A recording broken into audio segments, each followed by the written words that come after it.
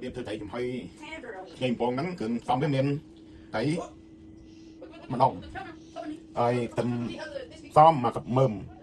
ខ្ទឹមលឹកខ្ទឹមគល់ខ្ទឹមមក2មើមខ្ញីមួយដុំខ្នុរដាក់តាមយើងចូលចិត្តហើយ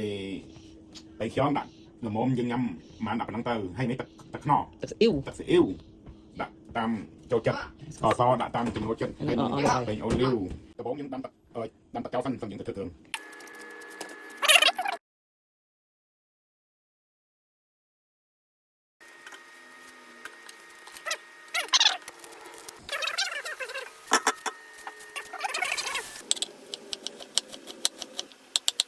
ហាន់វាប្រទេស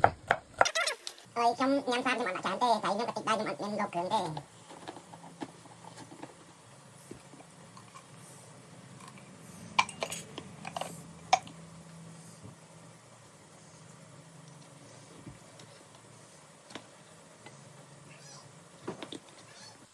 ដើម្បីសុខភាពល្អយើងត្រូវប្រើអូលីវអុយ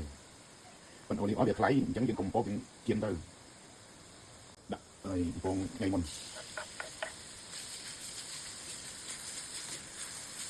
ទៀមទេឲ្យឡើងពណ៌កន្លានល្អ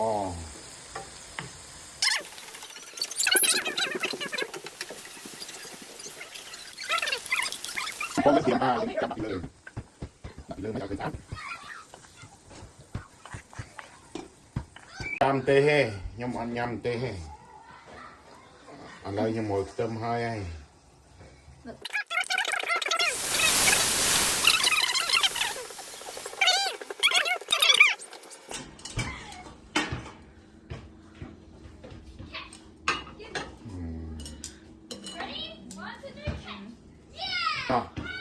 ញ៉ាំមួយគ្នា